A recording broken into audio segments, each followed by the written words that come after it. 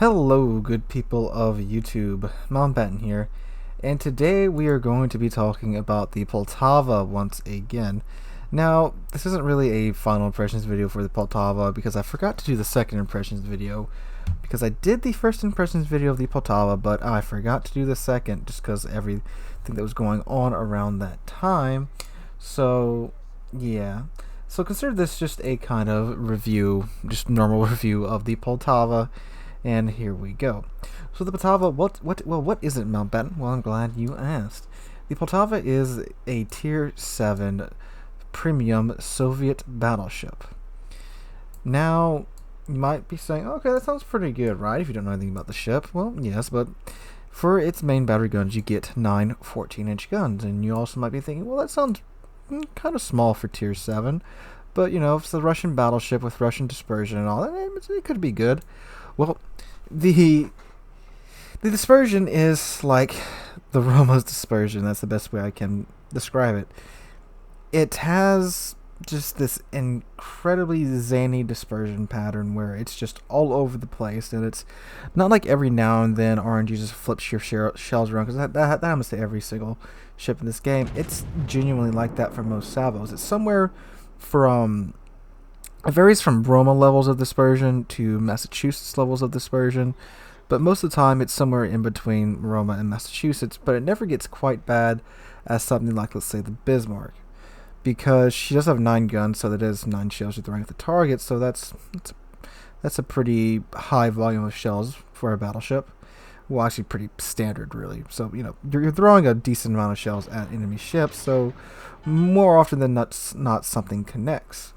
We'll add Soviet AP on top of all that, and then you get a situation, well, you get a ship where in a lot of situations you'll be overpinning a lot.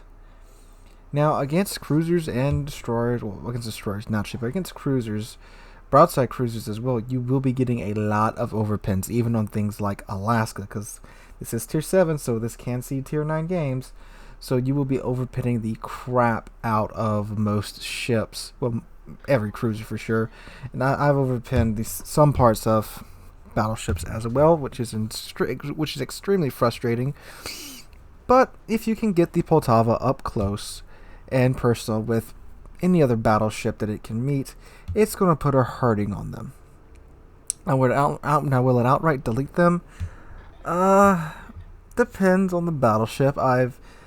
I've had a couple of outright deletions before with the Poltava, and they were quite hilarious when they happened, but it doesn't happen any more so than I would say in any other battleship.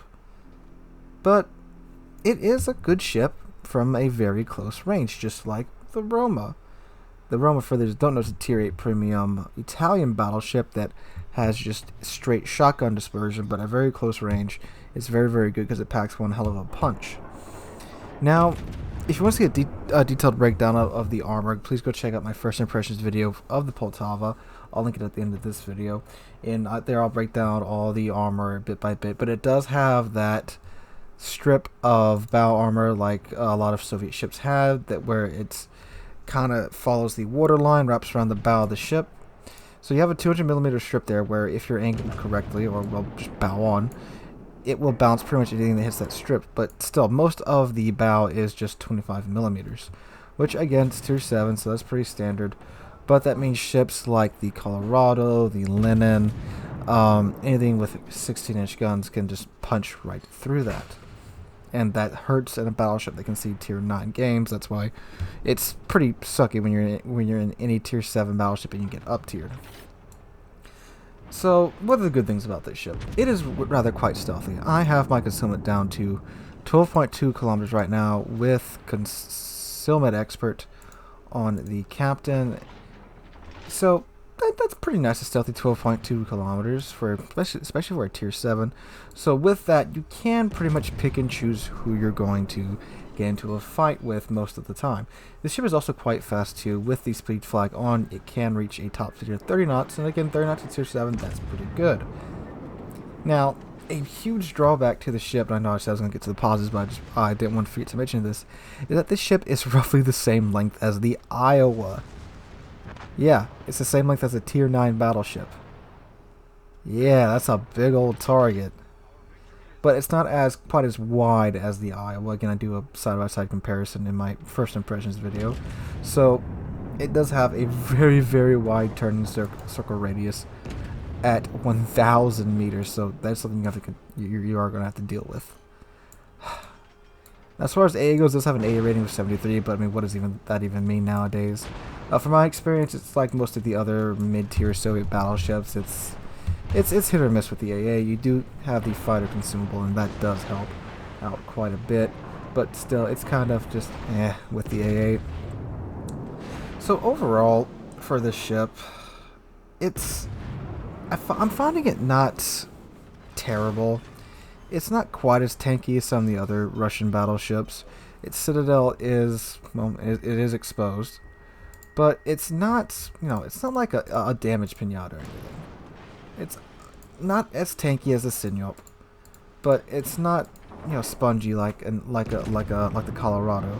Well, the Colorado is actually quite tough, but I mean, you're going to get up tiered in it, and you're going to feel squishier than normal because you do get up tiered in it. But at tier 7, it's a pretty, when you're top tier, it's a pretty good ship. It really is. I've had some great gains in this ship in a tier 7 games. But when you get up tier, that's really when its flaws start to show. Because tier 9 games, if you get hard up tier to almost a straight tier 9 game, you really aren't going to be able to do much for most of the game because of your range. The range caps out at 18 kilometers, so you're just going to be sitting there, and it's not like you can hit anything at 18 kilometers because, well, you can't because of the dispersion. Now, every now and then it does have some really good dispersion, but again, it's every now and then. Most of the time, it's going to be shotgun. So, is it a bad ship? No, I wouldn't say it's a bad ship. Is it a good ship? In the right situation, it is a good ship. Is it a great ship? No, it's not a great ship. It is good for training Soviet commanders for Soviet battleships because you are going to be going with the typical Soviet battleship build, a survivability build, to increase your tanking. But I would also say that the Lenin, the tier 8 premium Soviet battleship, the Drunk Nelson, is a much better buy than the Poltava. Even though it is a tier 8 and costs more, I would say if you're interested in a captain trainer, just get the Lenin. It's going to have pretty much the same build as any other Soviet battleship. And this thing, it's so weird. Because this is such a knife fighter because of the guns. But in the current meta of things, it's just not extremely viable. And again, yes, when you're top tier, you're going to have a great time with this ship. But you also got to be thinking, how many times are you going to be top tier with tier 7? Even with the new matchmaker, you're still going to get up tier to tier 9 a fair amount of times. Now, you can say, well, they're not going to be hard up tierings every time. And sure, that's true. In which case, I would say this ship is okay. But is it worth spending real world money on? Not really. And it's a paper ship, so there's no real collector value here unless you just want to collect every single ship Wargaming puts out. Now, I will say, too, the ship actually looks really good. I really like the way that the ship looks, its design, and just that the profile that it has. I do like that. And I'm not hating on the ship or anything. I'm just saying it's really kind of not worth it. If it goes on sale, sure, pick it up. If you just like the Roma and you like that playstyle, because I do know Roma has quite a few loyal fans. I hear them every time I talk bad about the ship. And if you like that type of playstyle, then you will probably like the Poltava. But I really can't sit here and say it's a ship worth buying. It's really not, in my opinion. Maybe if it goes on sale, sure. But as far as spending, paying full price for it, not really.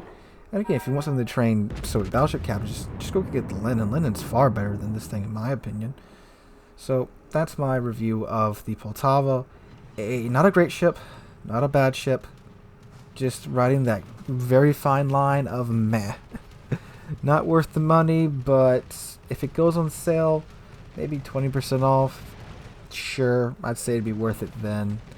But other than that, I wouldn't really worry about getting this ship. I thought it's gonna go anywhere if you're maybe thinking about collecting it down the road. But that's what I think of it. Let me know what you guys think of the Poltava down below. Alright guys, if you enjoyed the video, please drop a like, leave a comment, and subscribe. We are on our way to 7,000 subscribers. We're getting very close to getting halfway there. We've had an amazing couple of months of growth on this channel, and as always, I cannot thank you guys enough for that. So hope you're having a wonderful Wednesday, and hope to catch all of you guys in the next one.